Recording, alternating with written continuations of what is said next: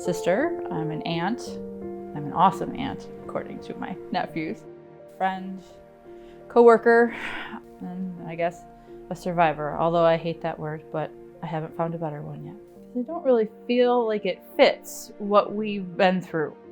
We were warriors through it, but it doesn't end. Like I survived that part of it, but every day is something different pretty much forever. You know, right now I'm no evidence of disease, but that could change tomorrow. And so surviving doesn't really fit that. I was first diagnosed September 25th of 2013. I had felt a lump about a month previous, and I stuck my head in the sand and said, oh, I have an ingrown hair, or, you know, it's just a zit or whatever. And 38 years old, I'm not thinking anything bad, but in the back of your head, you're always worried about it. I didn't have a primary care physician at the time, so I was kind of like, well, I'll just wait and see. And then my cats started living right here, right over where the spot was. And they never slept in that area. Like, they sleep on my lap or next to me, but never on my chest area. And they both started just always being there. So I started calling around to different doctors' offices. And the first 3 that I called were like, well, we can see you in November, December. And finally I called my current doctor's office, and the doctor that was on call that night said, I'll see you at 10 o'clock tomorrow morning. I got there and she said, I'm sure it's nothing. You're 38, you're very healthy. And she's still like, I'm pretty sure it's nothing, but we're gonna send you to a breast specialist. So they took the biopsy, and 2 days later, I was at work.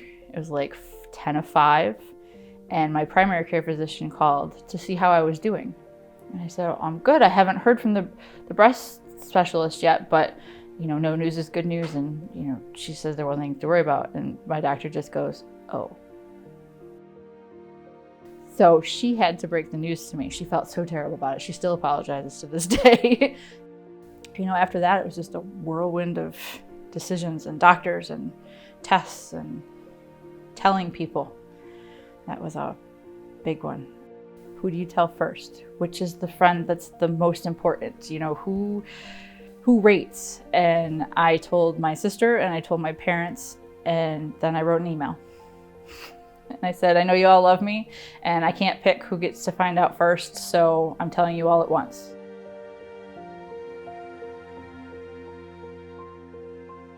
At the time that we did my lumpectomy, they said I would probably just need radiation, I wouldn't need chemo.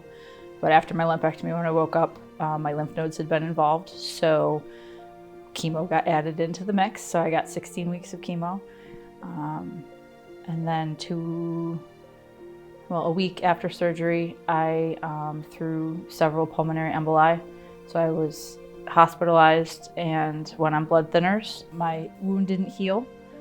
So before I could start chemo, we had to have that healed up. So I did the wound center, which is something that not most people get to do. So I wore a wound vac for a while, and I saw them twice a week for 6 weeks. Mostly, I just felt like I wanted more time. I wanted to be able to research it. I wanted to be able to see what my options are and what the, repercussions were, and talk to people, and you just didn't have that kind of time. But I felt very supported and very loved because my friends and my family were just there every step of the way. And my new house family, they fed me for the entirety of chemo and radiation, so I've never eaten so well in my life. You start going, did that really happen? Well, what do I do now? And I'm only 39 years old. What happens now? Because they say, you're going to get another cancer sometime in your life. You're young enough that statistically it's going to happen. Well, when? How? What kind's it going to be? And every day, and every time you have to have a rescan or go for blood work or do anything like that. So it's a roller coaster that you never really get off of. It was more like a PTSD type thing than an actual anxiety disorder. I was very lucky in that aspect, I guess.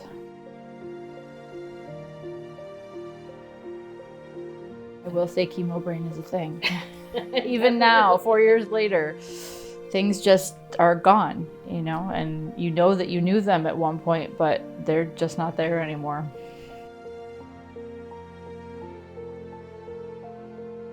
I thought it was going to be my hair, but the most traumatic for me was the port. Everybody told me it goes in, you don't even know that it's there, it's just really helpful. It felt like an alien in my body the entire time that I had it, right up until the day they took it out. That was a constant reminder, even more than the scars or the bald head, that something was going on that I had no control over. So yeah, the port was beneficial, and I'm glad I had it, but no.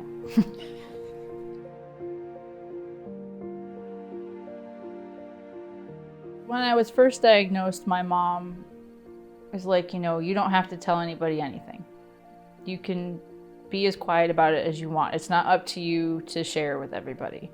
And I thought about that for a while, and then I said no, because I'm 38 years old. I haven't had a mammogram yet. I don't know anybody in this age bracket that has been through this.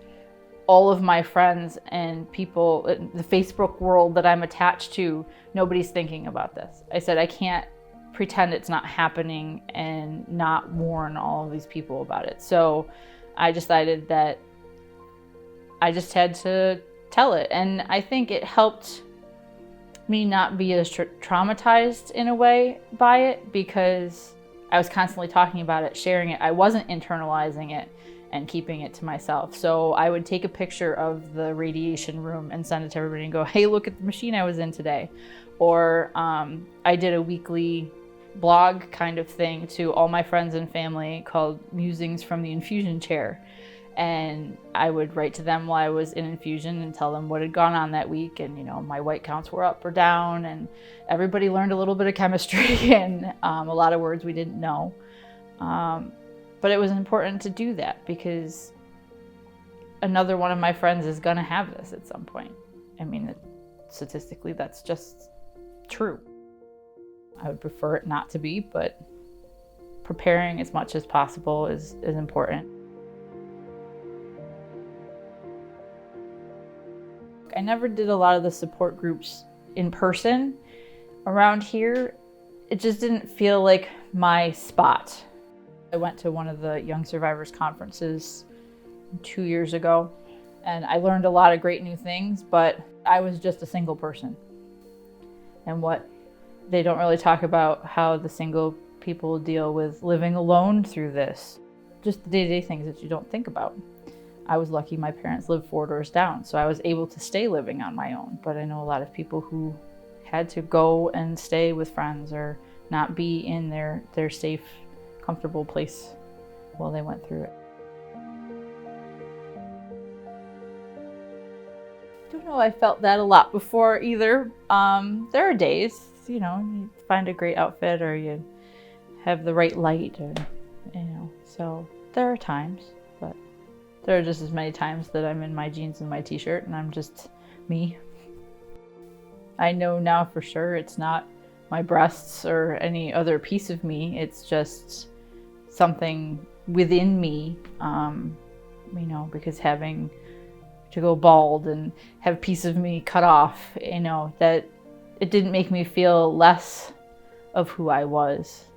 As hard as I try, I'm always going to be a little out of shape and a little overweight, and you're trying so hard to do things which you're supposed to, and it's not having an outward effect, and that gets a little bit disheartening every now and then. But I'm healthy and whole for the most part, and I know people who didn't make it through, so you know, you kind of have to be thankful for the days that you've got.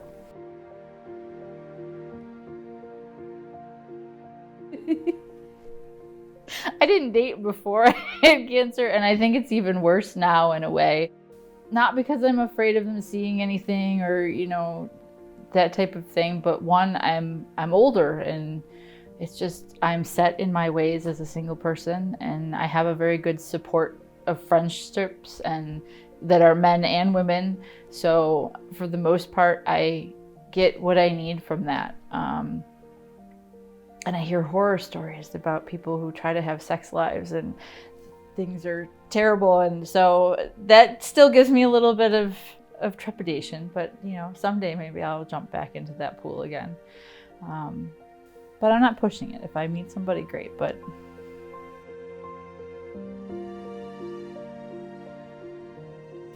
ask questions. Take somebody with you who's going to hear what they're saying, because half the time it goes in one ear and out the other, at least initially. It's really important to remember that whatever you're feeling or want or need, that's what's right for you in that time. And if you want to be depressed, then that's your right. You know, being positive isn't the only way to get through this. I think it helped me a lot to keep that I'm going to get through it and it's going to be fine, but that's not for everybody. And that took me a long time to understand. I walked or exercised in some way almost every day up till like the last week of chemo. And I think that helped me tremendously. I stayed stronger. I stayed more focused. I felt better. But again, everybody's journey is so different. The best is to just be able to listen to your body and your mind, and to do whatever works for you that will get you through treatment and to the other side.